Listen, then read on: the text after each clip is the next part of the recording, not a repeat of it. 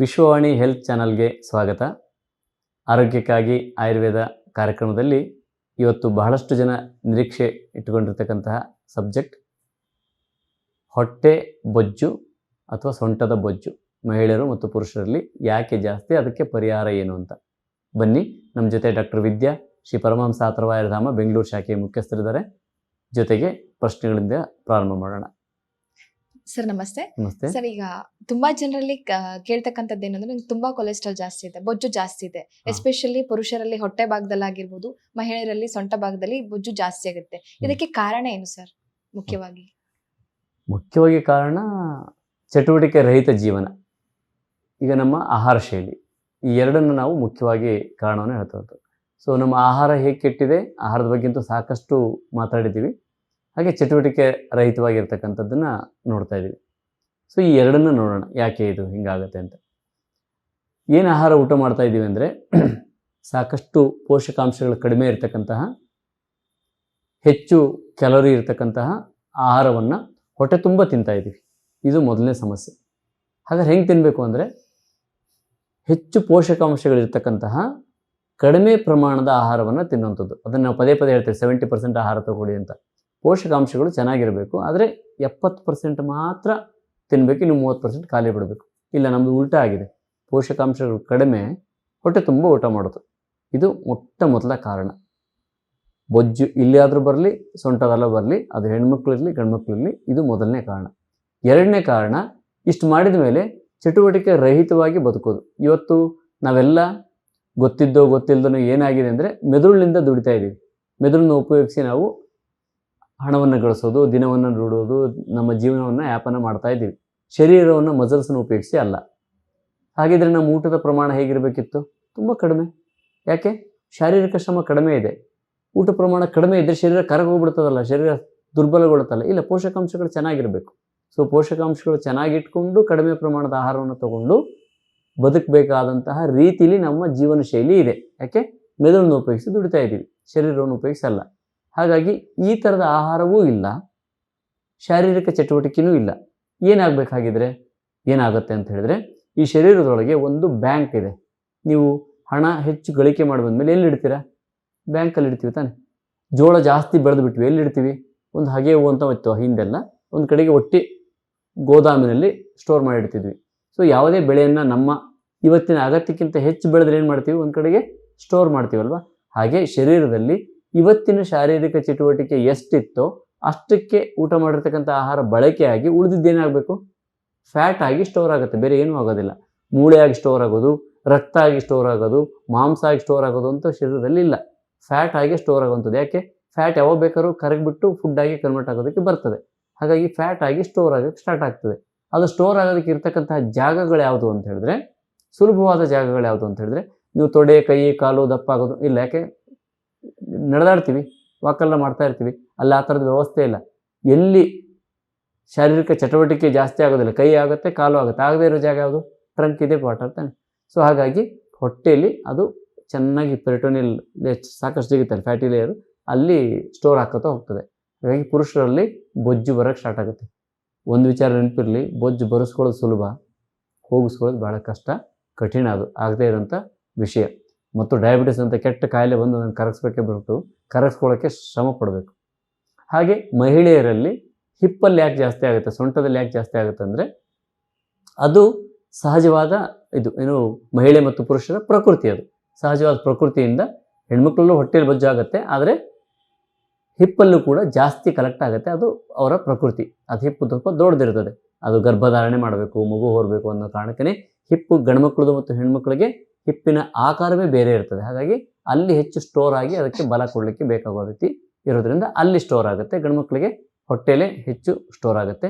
ಇನ್ನೊಂದು ಕಾರಣ, ಹೆಣ್ಮಕ್ಳಿಗೆ ಪ್ರತಿ ತಿಂಗಳು ಸರಿಯಾಗಿ ಋತುಸ್ರಾವ ಆಗದೇ ಇದ್ದರೆ, ನನಗೆ ಮೊದಲು 5 ದಿನ ಆಗಿತ್ತು, ಈಗ 2 ದಿನ ಆಗುತ್ತೆ, ಇನ್ನು 3 ದಿನ ಆಗಲಿಲ್ಲ ಅಲ್ವಾ, ಎಲ್ಲಿ ಹೋಗ್ಬೇಕದು? ಫ್ಯಾಟ್ ಆಗಿ ಬಾಡಿ ಒಳಗೆ ಸ್ಟೋರ್ ಆಗುತ್ತೆ. ಮತ್ತೇನೂ ಇಲ್ಲ, ರಸಧಾತುವೆ ಫ್ಯಾಟ್ ಆಗಿ ಸ್ಟೋರ್ ಆಗುತ್ತೆ.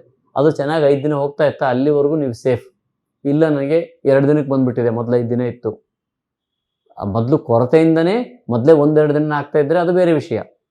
ಕೊರತೆ ಮೊದಲು ಆದಾಗಿಂದನೂ ನನಗೆ 2 ದಿನ ಆಗೋದು ಅದು ಬೇರೆ ವಿಷಯ. ಆದರೆ 5 ದಿನ ಆಗ್ತಿತ್ತು, ಈಗ 3 ದಿನಕ್ಕೆ ಬಂದುಬಿಟ್ಟಿದೆ, ಸ್ಟಾರ್ಟ್ ಆಯಿತು ಇಲ್ಲಿ ಅಕ್ಯುಮುಲೇಷನ್. ಈ ಎರಡು ಪ್ರಧಾನವಾದ ಕಾರಣಗಳು. ಅಂದರೆ ಊಟ ವಿಷಯ ಆಯಿತು, ನಮ್ಮ ಜೀವನ ಶೈಲಿ ಆಯಿತು, ನಮ್ಮ ಶಾರೀರಿಕ ಚಟುವಟಿಕೆ ಆಯಿತು, ಹೆಣ್ಮಕ್ಳಲ್ಲಿ ರಜಸ್ರಾವ ಕಡಿಮೆ ಆಗೋದಾಯ್ತು. ಇವೆಲ್ಲವೂ ಕೂಡ ಬೊಜ್ಜು ಹೊಟ್ಟೆ ಮತ್ತು ಹಿಪ್ಪಲ್ಲಿ ಸ್ಟೋರ್ ಆಗಲಿಕ್ಕೆ ಕಾರಣ ಆಗ್ತದೆ. ಸರಿ, ಆಹಾರದಲ್ಲಿ ಯಾವ ತರಹದ ಆಹಾರವನ್ನು ಸೇವಿಸಿದ್ರೆ ನಮ್ಮ ಬೊಜ್ಜು ಕರಗುತ್ತೆ, ಹಾಗೂ ಅಕಾಲದಲ್ಲಿ ನಾವು ಆಹಾರ ಸೇವನೆಯಿಂದ ಏನಾದರೂ ಎಫೆಕ್ಟ್ ಆಗುತ್ತೆ ಸರ್ ಬೊಜ್ಜು ಜಾಸ್ತಿ ಆಗ್ಲಿಕ್ಕೆ? ಬೊಜ್ಜು ಜಾಸ್ತಿ ಆಗಲಿಕ್ಕೆ ಕಾರಣಗಳನ್ನು ಅಕಾಲದ ಮಧ್ಯರಾತ್ರಿ ತಿನ್ನುವಂಥದ್ದು, ರಾತ್ರಿ 10 ಗಂಟೆ ತಿನ್ನುವಂಥದ್ದು, ಇದು ಒಂದು ಹೌದು. ನೀವು ಕಾಲ ತಪ್ಪಿ ತಿನ್ನೋದ್ರಿಂದ ಬೊಜ್ಜು ಸಂಗ್ರಹ ಖಂಡಿತವಾಗುತ್ತೆ. ಬೆಳಗ್ಗೆ ಟಿಫಿನ್ ಮಾಡೋದನ್ನು ಮಧ್ಯಾಹ್ನ 12 ಗಂಟೆ ಮಾಡೋದು, 12 ಗಂಟೆ ಮಾಡೋದನ್ನು 5 ಗಂಟೆ ಮಾಡೋದು, ರಾತ್ರಿ 10 ಗಂಟೆ ಊಟ ಮಾಡೋದು, ಮಧ್ಯರಾತ್ರಿ ಬಸ್ ಜರ್ನಿ ಮಾಡೋದನ್ನು ನೋಡಿದ್ದೀನಿ. ಮಧ್ಯರಾತ್ರಿ ಎಲ್ಲೋ ಬಸ್ ನಿಲ್ಲಿಸ್ತಾರೆ, ಅಲ್ಲಿ ಮಧ್ಯರಾತ್ರಿ ತಿಂತಾ ಇರ್ತಾರೆ. ಸೊ ಈ ಥರದ ಅಕಾಲವಾಗಿ ಯಾವ ಬೇಕಾಗವಾಗೆ ತಿನ್ನೋದಿಲ್ಲ, ಇದು ಕೂಡ ಬೊಜ್ಜು ಬರಲಿಕ್ಕೆ ಕಾರಣ. ಆದರೆ ಬೊಜ್ಜು ಕರಗಿಸ್ಲಿಕ್ಕೆ ಅಂತ ಆಗ್ತಕ್ಕಂಥ ಆಹಾರಗಳು ಯಾವುದೂ ಇಲ್ಲ. ಯಾವುದಾದ್ರು ಆಹಾರ ತಿಂದ್ಬಿಟ್ಟು ನಾನು ಹೊಟ್ಟೆ ಕರಗುತ್ತಾ ಇಲ್ಲ, ಖಂಡಿತವಾಗ್ಲೂ ಅದಿಲ್ಲ. ಗುರೂಚ ಅಪತರ್ಪಣ ಅಂತ ಆಯುರ್ವೇದದಲ್ಲಿ ಹೇಳ್ತಾರೆ. ಸ್ಥೌಲ್ಯವನ್ನು ಕಡಿಮೆ ಮಾಡ್ಕೊಳ್ಳೋದಕ್ಕೆ ಆಹಾರ ಗುರುವಾಗಿರಬೇಕು, ಸಂತರ್ಪಣ ಆಗಬಾರ್ದು, ಅಂದರೆ ಸ್ಟೋರ್ ಆಗಬಾರ್ದು ಫ್ಯಾಟ್ ಅನ್ನೋ ರೀತಿ. ಪ್ರಧಾನವಾಗಿ ಅದಕ್ಕೆ ಜೋಳ, ಸಜ್ಜೆ, ರಾಗಿ, ಸಿರಿಧಾನ್ಯಗಳು ಇವು ಗುರು. ಡೈಜೆಷನ್ಗೆ ಈಸಿ ಅಲ್ಲ, ಸ್ವಲ್ಪ ಹೆವಿ ಆಗುತ್ತೆ, ಆದರೆ ಈ ಫ್ಯಾಟನ್ನು ಕರಗಿಸೋ ಶಕ್ತಿ ಇದೆ. ಆದರೆ ಇವತ್ತಿನ ಫ್ಯಾಟ್ಗಳೇನಿದೆ ಅಲ್ಲ, ಆಚಾರ್ಯರು ಹೇಳಿರ್ತಕ್ಕಂತಹ ಕಾಲ ಅಥವಾ ಈಗ ಒಂದು 50 ವರ್ಷದ ಹಿಂದಿನ ಕಾಲದಲ್ಲಿ ಹೊಟ್ಟೆ ಬಂದರೆ ಇದನ್ನು ಈ ರೀತಿ ಆಹಾರವನ್ನು ಕೊಟ್ಟರೆ ಕರಗೋ ಸಾಧ್ಯತೆ ಇತ್ತು. ಯಾಕೆ? ಅವರಿಗೆ ಬೇರೆ ನರಿಶ್ಮೆಂಟ್ ಆಗಿರ್ತಿತ್ತು.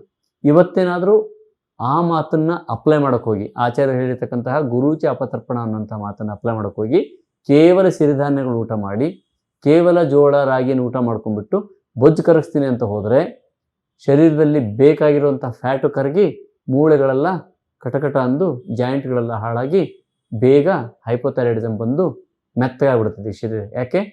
ಪೋಷಣೆ ಆಗಿ ಆಮೇಲೆ ಸ್ಟೋರ್ ಆಗಿದ್ದರೆ ಸರಿ. ಈಗ ಪೋಷಣೆನೇ ಆಗಿಲ್ಲ, ಬರೀ ಸ್ಟೋರ್ ಆಗಿದೆ. ಹೌದಾ? ಮೊದಲು ಪೋಷಣೆ ಆಗಬೇಕಿತ್ತು ಎಲ್ಲವೂ, ಆಮೇಲೆ ಹೆಚ್ಚು ಸ್ಟೋರ್ ಆಗಿದ್ರೆ ಅದನ್ನು ಕರಗಿಸೋದು ಸರಿಯಪ್ಪ. ಪೋಷಣೆ ಆಗಿಲ್ಲ ಅಂದರೆ ಈ ಥರದ ಆಹಾರಗಳು ಉಪಯೋಗಕ್ಕೆ ಬರೋದಿಲ್ಲ. ಇವತ್ತು ಆಹಾರದಿಂದ ಬೊಜ್ಜು ಕರಗಿಸೋದು ಸಾಧ್ಯವೇ ಇಲ್ಲ. ಇದು ಶಾರೀರಿಕ ಚಟುವಟಿಕೆಯಿಂದ ಮಾತ್ರ ಸಾಧ್ಯ. ಹೇಗೆ? ಆಹಾರವನ್ನು ನಾನು ಆವಾಗಲೇ ಹೇಳ್ದಂಗೆ ಪೋಷಕಾಂಶಗಳು ಇರಬೇಕು, ಪ್ರಮಾಣ ಸಾಕಷ್ಟು ಕಡಿಮೆ ಇರಬೇಕು. ಇದು ಮೊದಲನೇ ಸಿದ್ಧಾಂತ. ಎರಡನೇದಾಗಿ ಶಾರೀರಿಕ ಚಟುವಟಿಕೆ. ಯಾವ ಚಟುವಟಿಕೆಯಿಂದ ಬೊಜ್ಜು ಕರಗುತ್ತೆ? ನೀವು ಜಾಗಿಂಗು ರನ್ನು ಏನೋ ಮಾಡೋಕ್ಕೆ ಹೋದ್ರಿ ಅಂದರೆ ಮೊದಲನೇದಾಗಿ ಜಾಯಿಂಟ್ಗಳು ಹಾಳಾಗುತ್ತೆ. ಯಾಕೆ? ತೂಕ ಜಾಸ್ತಿ ಇದೆ, ಜಾಯಿಂಟ್ ಹಾಳಾಗುತ್ತೆ. ಹೆಣ್ಮಕ್ಳು ಜಾಗಿಂಗು ರನ್ನಿಂಗು ಮಾಡೋಕ್ಕೆ ಹೋದ್ವಿ ಅಂದರೆ ಗರ್ಭಕೋಶ ಜಾರಿ ಕೆಳಗೆ ಬರ್ತದೆ, ಒಳ್ಳೆಯದಲ್ಲ. ಹೆಣ್ಮಕ್ಳಿಗೆ ಜಾಗಿಂಗು ಸ್ಕಿಪ್ಪಿಂಗು ಅದೆಲ್ಲ ಹೇಳಿ ಮಾಡಿಸಿದ್ದಲ್ಲ. ಗರ್ಭಕೋಶ ಕೆಳಗೆ ಹ್ಯಾಂಗಿಂಗ್ ಆರ್ಗನ್, ಅದು ಕೆಳಗೆ ಜಾರ್ಕೊಂಡು ಬೀಳೋ ಸಾಧ್ಯತೆ ಇದೆ. ಇನ್ನೊಂದು ಯಕೃತೋದರ ಅಂತ ಆಯುರ್ವೇದದಲ್ಲಿ ಹೇಳ್ತಾರೆ. ಯಕೃತೋದರ ಅಂದರೆ ಈ ಕುಲ್ಕೋದ್ರಿಂದ ಬಾಡಿ ಓಡಿ ಓಡಿ ಓಡಿ ಕುಲ್ಕೋದು, ಅಥವಾ ಕುದುರೆ ಓಡಿಸಿ ಕುಲ್ಕೋದು, ಅಥವಾ ಹೀಗೆ ಕುಲುಕ್ತಾ ಇತ್ತು ಅಂದರೆ ಲಿವರ್ ಕೂಡ ಅದು ಹೀಗೆ ಹ್ಯಾಂಗಿಂಗ್ ಆರ್ಗನ್ ಲಿಗಮೆಂಟನ್ನು ಹಿಡ್ಕೊಂಡಿರ್ತದಲ್ಲ, ಅದು ಸ್ವಲ್ಪ ಲೂಸ್ ಆಗಿ ಸ್ವಲ್ಪ ಜಾರುತ್ತೆ. ಸ್ವಲ್ಪ ಡಿಫ್ರೆನ್ಸ್ ಆದ್ರೂ ತೊಂದರೆ ಆಗುತ್ತೆ ಡೈಜೆಷನ್ ವಿಷಯದಲ್ಲಿ. ಹಾಗಾಗಿ ಇವು ಯಾವುದು ಹೇಳಿ ಮಾಡಿಸಿದ್ದಲ್ಲ. ಬೆಸ್ಟ್ ಮೋಸ್ಟ್ ಅಂದರೆ ಸ್ವಿಮ್ಮಿಂಗ್, ಚೆನ್ನಾಗಿ ಸ್ವಿಮ್ ಮಾಡೋದು. ಇದರಿಂದ ಹೊಟ್ಟೆ ಕರಗದಷ್ಟು ಬೇರೆ ಯಾವುದರಿಂದನೂ ಕರಗಲ್ಲ. ಚೆನ್ನಾಗಿ ಸ್ವಿಮ್ಮಿಂಗ್ ಮಾಡೋದ್ರಿಂದ ಮಾತ್ರ ಈಗಾಗಲೇ ಇರತಕ್ಕಂತಹ ಬೊಜ್ಜನ್ನು ಕರಗಿಸ್ಬೋದು. ಹಾಗೆ ಆಹಾರದಲ್ಲಿ 70% ತೊಗೊಂಡು ಪೋಷಕಾಂಶಗಳು ಇರುವಂಥ ಆಹಾರವನ್ನು ತೊಗೊಳ್ತಾ ಬಂದರೆ ಅದನ್ನು ಕಾರ್ಬೋಹೈಡ್ರೇಟ್ 60% ಇರಬೇಕು, 20 to 25% ಪ್ರೋಟೀನ್ ಇರಬೇಕು, ಒಂದು 10% ಫ್ಯಾಟ್ ಇರಬೇಕು, ಉಳಿದಿದ್ದೆಲ್ಲ ಮಿನರಲ್ಸು, ಈ ತರಕಾರಿಗಳೆಲ್ಲ ಇರಬೇಕು, ಫೈಬರು ಮಿನರಲ್ಸು ಅದೆಲ್ಲ ಸೇರ್ಕೊಂಡು ಇರಬೇಕು. ಸೊ ಇದು ಯಾಕೆ ನಿಮಗೆಲ್ಲ ಅರ್ಥ ಆಗಲಿನೋ ಕಾರಣ ಕಾರ್ಬೋಹೈಡ್ರೇಟ್ ಇದೆಲ್ಲ ಹೇಳೋದು. ಆಚಾರ್ಯ ಹೇಳೋದು ಮಧುರ ರಸ ಪ್ರಧಾನವಾಗಿರಬೇಕು ಅಂತ. ಮಧುರ ರಸ ಅಂದರೆ ಸ್ವೀಟ್ ತಿನ್ನಬೇಕು ಅಂತಲ್ಲ. ಮಧುರ ರಸ ಪ್ರಧಾನ ಆಹಾರ ಅಂದ ತಕ್ಷಣ ಸ್ವೀಟ್ ಅನ್ಕೊಂಡ್ಬಿಡ್ತೀರಿ ಅಂತಲೇ ನಾನು ಕಾರ್ಬೋಹೈಡ್ರೇಟ್ ಅಂತ ಹೇಳಿದೆ. ಜೋಳನೂ ಮಧುರ ರಸನೇ, ಅಕ್ಕಿನೂ ಮಧುರ ರಸನೇ, ನವಣೆನೂ ಮಧುರ ರಸನೇ, ಸಿರಿಧಾನ್ಯಗಳು ಮಧುರ ರಸ. ಸೊ ಹಾಗೆ ಮಧುರ ರಸ ಅಂತ ಹೇಳಿದರೆ ಕಾರ್ಬೋಹೈಡ್ರೇಟ್ ಪ್ರಧಾನವಾಗಿ ಇರತಕ್ಕಂಥದ್ದು ಅಂತ ಅರ್ಥ. ಸೊ 60% ಕಾರ್ಬೋಹೈಡ್ರೇಟ್ ಪ್ರಧಾನವಾಗಿರಬೇಕು, ಉಳಿದಂತೆ ಪ್ರೋಟೀನ್ 20%, ಫ್ಯಾಟ್ 10%, ಉಳಿದಂತೆ ತರಕಾರಿಗಳು. ಈ ಥರದ ಕಾಂಬಿನೇಷನಲ್ಲಿ ತಯಾರು ಮಾಡಿರ್ತಕ್ಕಂತಹ ತಾಜಾ ಆಹಾರವನ್ನು ಕೇವಲ 70% ಇಷ್ಟು ಮಾತ್ರ ಊಟ ಮಾಡಿ, ಇಷ್ಟು ಕೊನೆಯದಿಷ್ಟನ್ನು ಬಿಡಬೇಕು, ಇನ್ನು ಹಸಿವಿತ್ತು. ಇದನ್ನಿಟ್ಕೊಂಡು ನಿಯಮಿತವಾಗಿ ಸ್ವಿಮ್ಮಿಂಗನ್ನು ಮಾಡ್ತಾ ಬಂದರೆ ಬೊಜ್ಜನ್ನು ಕರಗಿಸೋದಕ್ಕೆ ಸಾಧ್ಯ. ಮೇಲ್ಸ್ ಅಥವಾ ಫೀಮೇಲ್ಸ್ ಯಾರಾದರೂ ಸರಿ ಇದನ್ನು ಮಾಡಬೇಕು. ವಿಶೇಷವಾಗಿ ಫೀಮೇಲ್ಸು ಯಾರಿಗೆ ಸೈಕಲ್ ಸರಿ ಆಗೋದಿಲ್ವೋ ಅವರು ಆಯುರ್ವೇದ ವೈದ್ಯರನ್ನು ಭೇಟಿಯಾಗಿ ಚೆನ್ನಾಗಿ ಸೈಕಲ್ ಆಗೋಕ್ಕೆ ಸ್ಟಾರ್ಟ್ ಆಯಿತು ಅಂದರೆ ಹಿಪ್ ಕರಗೋಕ್ಕೆ ಸ್ಟಾರ್ಟ್ ಆಗ್ತದೆ. ಸೊ ಈ 2 ಪರಿಹಾರಗಳನ್ನು ನಾವು ಕಡ್ಡಾಯವಾಗಿ ನೋಡ್ಬೋದು. ಮತ್ತು ವೆರಿ ಬೆನಿಫಿಟ್ ಏನು ಈ 2 ತುಂಬ ನಮಗೆ ಲಾಭಕರ. ನೀವು ಪಾಲನೆ ಮಾಡಿದರೆ ಕಡ್ಡಾಯವಾಗಿ ಅದು ನಮಗೆ ರಿಸಲ್ಟನ್ನು ಕೊಟ್ಟೇ ಕೊಡ್ತದೆ. ಸರ್, ಇದಕ್ಕೆ ದೈಹಿಕ ಕಸರತ್ತು ಉತ್ತಮ ಆಯ್ಕೆಯ Okay. ಅಥವಾ ಶಕ್ತಿಗೆ ಮೀರಿ ಮಾಡ್ತಕ್ಕಂತಹ ದೈಹಿಕ ಕಸರತ್ತು? ಇನ್ನೊಂದು ಹೇಳ್ಬೋದಾದ್ರೆ ಗರಡಿ ಮನೆ ಕೆಲಸ, ದೈಹಿಕ ಕಸರತ್ತು. ಈ ನೀವು ಬ್ಯಾಡ್ಮಿಂಟನ್ ಆಡ್ತೀನಿ ಅಂತ ಹೋದ್ರೆ ಈ ನೀ ಜಾಯಿಂಟನ್ನು ಅಥವಾ ಶೋಲ್ಡರ್ನ ಹಾಳು ಮಾಡ್ಕೋತೀವಿ. ಯಾಕಂದ್ರೆ ಒಂದೇ ಆರ್ಗನನ್ನು ಬಳಸ್ಕೊಂಡು ಹೋಗುವಂಥದ್ದು. ಅಥವಾ ಇನ್ನೇನು ಆಟ ಆಡ್ತೀವಿ ಅಂತ ಹೋದ್ರೆ ಈ ಯಾವ್ದು ಜಾಯಿಂಟ್, ಫುಟ್ಬಾಲ್ ಆಡಕ್ಕೆ ಹೋದ್ವಿ ಅಂದ್ರೆ ಜಾಯಿಂಟನ್ನು ಹಾಳು ಮಾಡ್ಕೋತೀವಿ. ಆದರೆ ಗರಡಿ ಮನೆಯಲ್ಲಿ ಹಾಗಾಗೋದಿಲ್ಲ. ನಿಂತ ಜಾಗದಲ್ಲಿ ಸ್ಥಿರವಾಗಿ ನಿಂತ್ಕೋತೀವಿ, ತೂಕವನ್ನು ತಗೋತೀವಿ, ಎತ್ತುತ್ತೀವಿ. ಎಲ್ಲಿಗೆ ಬೀಳುತ್ತೆ ಪ್ರೆಷರ್ ಹೇಳಿ ನೋಡೋಣ? ಹೊಟ್ಟೆ.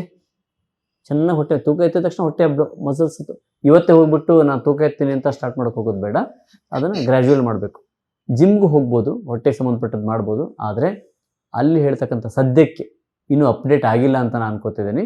ಸದ್ಯಕ್ಕೆ ಹೇಳ್ತಕ್ಕಂಥ ಅಲ್ಲಿ ಪ್ರೋಟೀನ್ ವಿಧಾನಗಳನ್ನು ಮಾಡೋಕೆ ಹೋಗ್ಬಿಟ್ರೆ ಫ್ಯಾಟ್ ಕರಗುತ್ತೆ, ಮಸಲ್ ಬರುತ್ತೆ ಅಂತ ಮಾಡೋಕೆ ಹೋಗ್ಬಿಟ್ರೆ ಮಸಲ್ ಡ್ರೈ ಆಗಿಬಿಡ್ತದೆ. ಅದು ಇನ್ನೊಂದು ರೀತಿಯ ಕಾಯಿಲೆಗೆ ಕಾರಣ ಆಗುತ್ತೆ. ಹಾಗಾಗಿ ಅಲ್ಲಿ ವ್ಯಾಯಾಮ ಮಾಡಿ ಬನ್ನಿ. ಆಹಾರ ಪದ್ಧತಿ ಈಗ ನಾನು ಏನು ಹೇಳಿದ್ನೋ ಪದೇ ಪದೇ ನಾನೀಗ ಏನು ಹೇಳ್ತಾ ಇದ್ದೀನೋ ಈ ರೀತಿಯ ಆಹಾರ ಪದ್ಧತಿಗಳನ್ನು ಮಾಡ್ಕೋತಾ ಬಂದಿರೋದಾದರೆ ಖಂಡಿತವಾಗಲಿ ದೈಹಿಕ ಕಸರತ್ತು ಕೂಡ ಸಹಾಯ, ಹೊಟ್ಟೆಗೆ ಪ್ರೆಷರ್ ಬೀಳುವಂತಹ ಎಕ್ಸಸೈಸನ್ನು ಯಾವುದನ್ನು ಮಾಡ್ಬೋದು. ಇಷ್ಟು ಹೇಳ್ತಾ ಬೊಜ್ಜಿಗೆ ಸಂಬಂಧಪಟ್ಟಿರ್ತಕ್ಕಂಥದ್ದು, ಪರ್ಟಿಕ್ಯುಲರ್ಲಿ ಹೊಟ್ಟೆ ಮತ್ತು ಹಿಪ್ಪಲ್ಲಿ ಬರ್ತಕ್ಕಂತಹ ಬೊಜ್ಜಿಗೆ ಸಂಬಂಧಪಟ್ಟಿರ್ತಕ್ಕಂತಹ ವಿಷಯವನ್ನು ಇಲ್ಲಿಗೆ ಮುಗಿಸೋಣ. ಧನ್ಯವಾದಗಳು. ಆರೋಗ್ಯ ಮಾಹಿತಿಯ ಇಂಥ ಮತ್ತಷ್ಟು ವಿಡಿಯೋಗಳಿಗಾಗಿ Vishwavani health YouTube channel subscribe ಮಾಡಿ.